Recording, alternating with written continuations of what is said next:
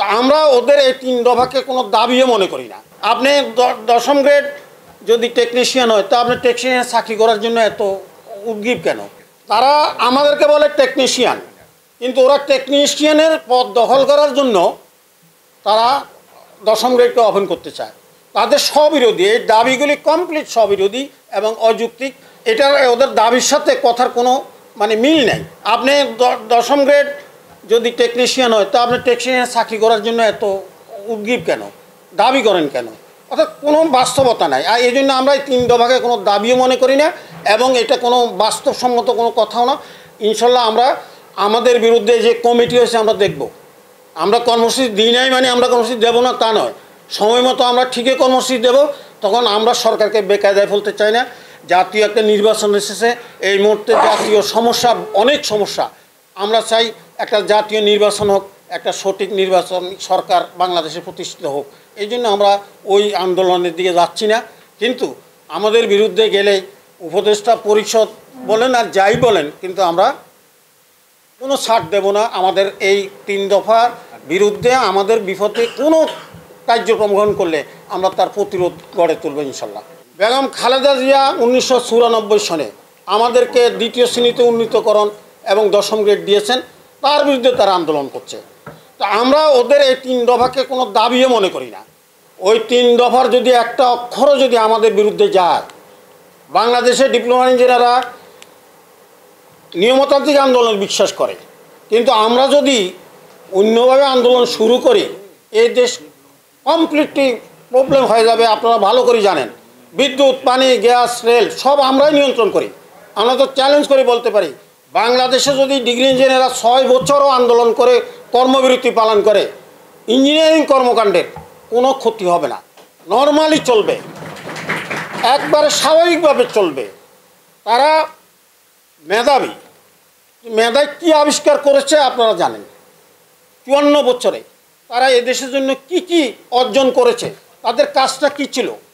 তারা এখন রড, বালি, সিমেন্ট এইগুলি গণার জন্য, এগুলির পার্সেন্টেজ নেওয়ার জন্য তারা 10ম গ্রেডে যেতে চাচ্ছে।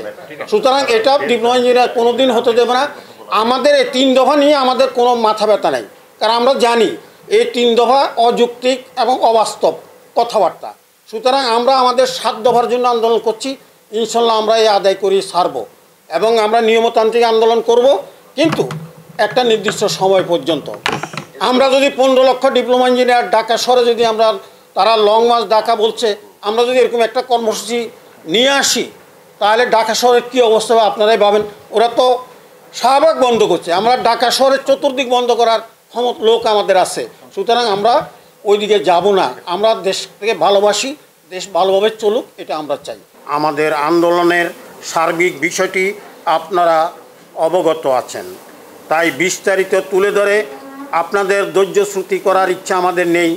শুধু আন্দোলনের প্রেক্ষাপটে সরকারের অবস্থান, বিএসসি ইঞ্জিনিয়ারিং ও শিক্ষার্থী ও বিসিএস ইঞ্জিনিয়ারদের দেশ জুড়ে মব সন্ত্রাস ও নৈরাজ্যকর পরিস্থিতির সার্বিক প্রেক্ষাপটে আপনাদের মাধ্যমে জাতির সামনে তুলে ধরার চেষ্টা করব।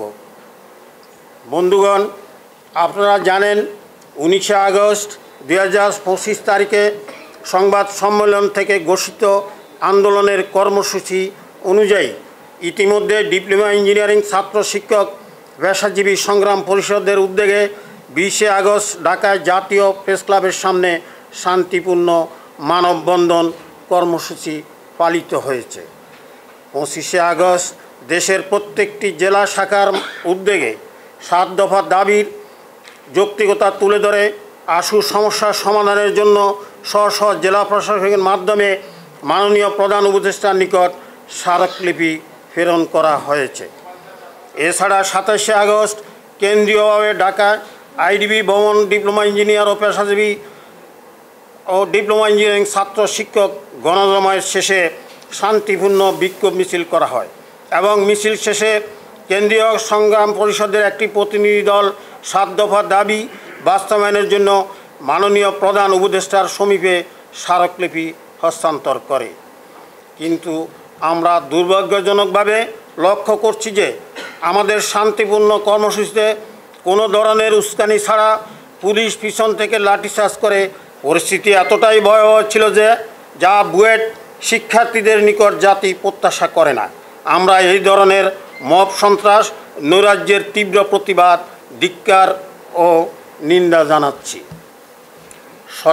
সমাজ সচেতন বন্ধুগণ, ওই দিন বিএসসি ইঞ্জিনিয়ারিং শিক্ষার্থীগণের আন্দোলনে শুধুমাত্র শাহবাগ কেন্দ্রিক ছিল না, তারা পুরো ঢাকা শহরে এক ধরনের নৈরাজ্যকর পরিস্থিতি সৃষ্টির মাধ্যমে চরম জনদুর্ভোগ তৈরি করে।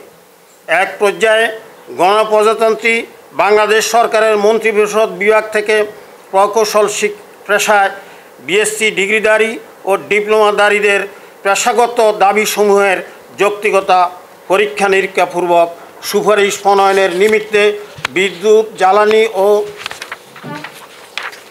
খনিজ সম্পদ মন্ত্রণালয়,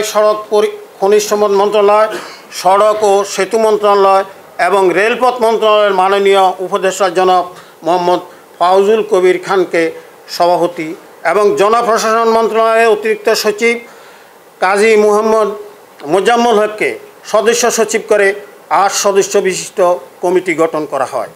কমিটিতে আইডিবি আহ্বায়ক প্রকৌশলী মোহাম্মদ কবির হোসেন ও আইবির সভাপতি প্রকৌশলী মোহাম্মদ রেজাউল ইসলামকেও অন্তর্ভুক্ত করা হয়েছে।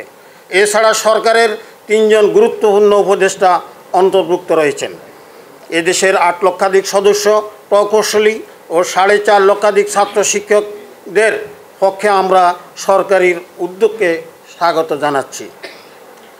কলম সৈনিক বন্ধুগণ, পরবর্তীতে 28 আগস্ট 2025 তারিখে বাংলাদেশ সচিবালয়ের উপদেষ্টা জনাব মোহাম্মদ ফাউজুল করিম খানের সভাপতিত্বে গঠিত কমিটির প্রথম সভা অনুষ্ঠিত হয়। সভায় আইডিবির আহ্বায়ক ও কমিটির সদস্য প্রকৌশলী মোহাম্মদ কবির হোসেন সংগ্রাম পরিষদের 7 দফা দাবির যৌক্তিকতা তুলে ধরেন। উক্ত কমিটির সভায় সিদ্ধান্ত মোতাবেক 14 সদস্য বিশিষ্ট ওয়ার্কিং কমিটি গঠন করা হয়েছে। তবে আমরা দুঃখজনকভাবে লক্ষ্য করছি উক্ত কমিটিতে ডিপ্লোমা ইঞ্জিনিয়ারদের পক্ষে মাত্র 4 জন সদস্য অন্তর্ভুক্ত করা হলেও ডিগ্রি প্রকৌশলীদের পক্ষে 8 জন সদস্য রাখা হয়েছে। কমিটিতে ডিগ্রি প্রকৌশলীদের আধিক্যতার কারণে পক্ষপাতিত্বের যথেষ্ট সম্ভাবনা রয়েছে। আমরা এই মত বিনিময় থেকে উক্ত ওয়ার্কিং কমিটিতে ডিপ্লোমা ইঞ্জিনিয়ারদের পক্ষে 1 জন ও ডিগ্রি ইঞ্জিনিয়ারদের পক্ষে 1 জন অন্তর্ভুক্ত রেখে অবশিষ্ট 12 জন নিরপেক্ষ সাধারণ প্রশাসনিক ক্যাডারের জনবল অন্তর্ভুক্ত করে ওয়ার্কিং কমিটি পুনর্গঠনের জোর দাবি জানাচ্ছি। বন্ধুগণ, প্রকৌশল ও প্রযুক্তি বিশ্ববিদ্যালয়ের শিক্ষার্থীগণ নিজেদের মেধাবী হিসাবে দাবি করে থাকেন, কিন্তু তাদের আন্দোলন সংগ্রামে গণপ্রকৌশল খ্যাত ডিপ্লোমা ইঞ্জিনিয়ার ও ডিপ্লোমা ইঞ্জিনিয়ারের শিক্ষা ব্যবস্থাকে কটাক্ষ করে যে ধরনের অশ্রাব্য অশালীন ভাষা কটূক্তি করা হচ্ছে, তাতে আমরা মেধার কোনো উপস্থিতি দেখতে পাচ্ছি না। আমরা মনে করি এই ধরনের ভাষা অত্যন্ত নিচু স্তরের মানুষের পক্ষে ব্যবহার করা সম্ভব। আমরা এই ধরনের অশালীন ও অশ্রাব্য ভাষা পরিহার করার জন্য প্রকৌশল ও প্রযুক্তি বিশ্ববিদ্যালয়ের শিক্ষার্থীদের প্রতি আহ্বান জানাচ্ছি। অন্যথায় এই ধরনের অশালীন ও অশ্রাব্য ভাষার প্রেক্ষিতে কোনো ধরনের অনাকাঙ্ক্ষিত ঘটনা সৃষ্টি হলে তার দায় সংশ্লিষ্টদের বহন করতে হবে। প্রিয় বন্ধুগণ, বিএসসি ইঞ্জিনিয়ারগণ শুধুমাত্র অশ্রাব্য অশালীন ভাষার মধ্যে তাদের আন্দোলনের সীমাবদ্ধ রাখেন নাই। আমরা গভীর উদ্বেগের সাথে লক্ষ্য করছি যে তারা বিভিন্ন প্রকৌশল সংস্থা ও বিভাগে অব্যাহতভাবে মব জাস্টিস করে কর্মরত ডিপ্লোমা ইঞ্জিনিয়ারদের শারীরিক ও মানসিকভাবে লাঞ্ছিত করছে, যা সরকারের সামগ্রিক প্রকৌশল কর্মকাণ্ডে বিরূপ প্রভাব ফেলছে।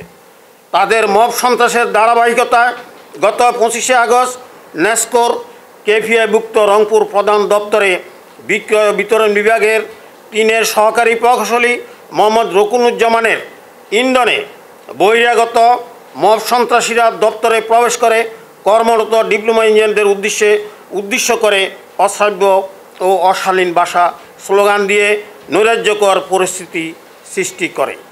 এই সময় মব সন্ত্রাসীরা নেস্কোতে কর্মরত ডিপ্লোমা ইঞ্জিনিয়ারদের নাম, ঠিকানা ও ফোন নম্বর সংগ্রহ করে এবং প্রাণনাশের হুমকি দেয়। যেখানে সহকারী প্রকৌশলী মোহাম্মদ রুকনুজ্জামান সরাসরি নেতৃত্ব দেন, অথচ বিসি ইঞ্জিনিয়ারগণ প্রকৃত ঘটনা আড়াল করার অসৎ উদ্দেশ্যে সব মব সন্ত্রাসের অভিযোগ এনে নির্যাতিত ডিপ্লোমা ইঞ্জিনিয়ারদের কর্মকর্তাদের বিরুদ্ধে হয়রানিমূলক মামলা করেছে। এই ধরনের ন্যাক্কারজনক ঘটনা ইতিমধ্যে দেশব্যাপী ডিপ্লোমা প্রকৌশলীদের মাঝে তীব্র ক্ষোভের সৃষ্টি হয়েছে। আমরা এই মত বিনিময় সভা থেকে মব সন্ত্রাসের ইন্ধনদাতা নেস্কোর সহকারী প্রকৌশলী মোহাম্মদ রুকনুজ্জামানের দৃষ্টান্তমূলক শাস্তি দাবি সহ ঘটনার তীব্র নিন্দা জ্ঞাপন করছি এবং এই ধরনের ঘটনা যাতে পুনরাবৃত্তি না হয় সেই জন্য ঘটনার সুষ্ঠু তদন্তপূর্বক মব সন্ত্রাস সৃষ্টি ও ডিপ্লোমা ইঞ্জিনিয়ার প্রাণনাশের হুমকির ইন্ধনদাতার চিহ্নিত করতে বিভাগীয় পদক্ষেপ গ্রহণ, সুষ্ঠু প্রকৌশল কর্মক্ষেত্রের নিশ্চয়তা নিশ্চিত করে ডিপ্লোমা ইঞ্জিনিয়ারদের জীবনের নিরাপত্তা নিশ্চিতকরণ ও ডিপ্লোমা ইঞ্জিনিয়ারদের কটাক্ষ করে অপেশাসুলভ আচরণ বন্ধে সরকারের কার্যকর ও বলিষ্ঠ পদক্ষেপ গ্রহণ করার উদাত্ত আহ্বান জানাচ্ছি। প্রিয় সাংবাদিক বন্ধুগণ, প্রকৌশল ও প্রযুক্তি বিশ্ববিদ্যালয়ের শিক্ষার্থীগণ কর্তৃক উত্থাপিত দাবির কোনো যৌক্তিকতা নেই, কেননা বিষয়গুলি সরকারের 1978 ও 1994 সালের প্রজ্ঞাপনের মাধ্যমে নির্ধারিত হয়েছে।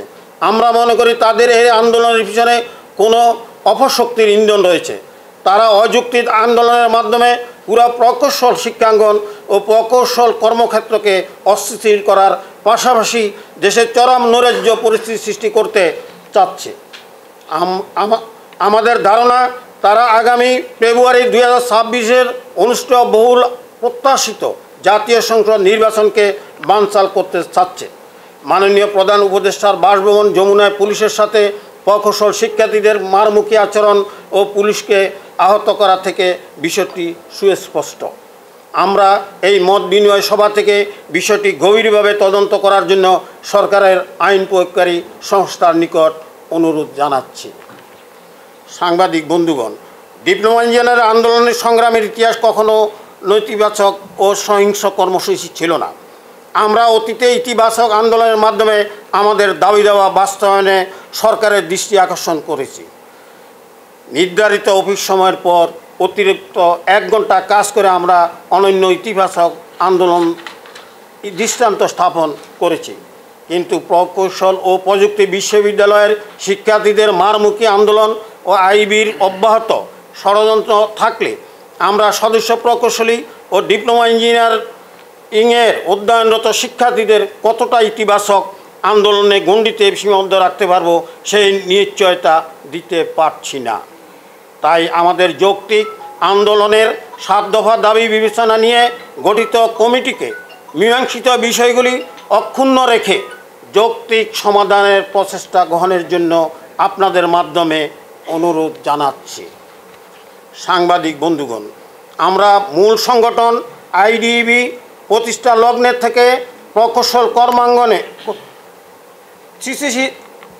স্থিতিশীল বজায় রাখার জন্য প্রকৌশল কর্মক্ষেত্রে ফিল্ড ও ডেস্ক ইঞ্জিনিয়ারিংয়ে বিভাজন, মেধার অপচয় রোধে, প্রকৌশলীদের পেশা পরিবর্তন বন্ধ করে গবেষণা ও উদ্ভাবনে উদ্বুদ্ধকরণ, প্রকৌশল কর্মক্ষেত্রে একমুখী শিক্ষা ব্যবস্থা অর্থাৎ যারা প্রকৌশলী হতে চাইবেন তাদেরকে 8ম শ্রেণী থেকে পর্যায়ক্রমে প্রকৌশল শিক্ষার ধাপগুলি পেরিয়ে উচ্চশিক্ষা গ্রহণ করতে হবে দাবি জানিয়ে আসছি। আমরা এই মত বিনিময় সভা থেকে দাবিগুলি বাস্তবায়নের জন্য পুনরায় আপনাদের মাধ্যমে সরকারের নিকট আহ্বান জানাচ্ছি। প্রিয় সাংবাদিকবৃন্দ, আন্দোলনের সামগ্রিক বিষয় নিয়ে মত বিনিময়ের জন্য আমরা আপনাদের সাথে মিলিত হয়েছি। আজ আমরা নতুন কোনো কর্মসূচি ঘোষণা করছি না। সরকারের উপর পূর্ণ আস্থা রয়েছে। আমরা সামগ্রিক ঘটনা প্রবাহ পর্যালোচনা করছি।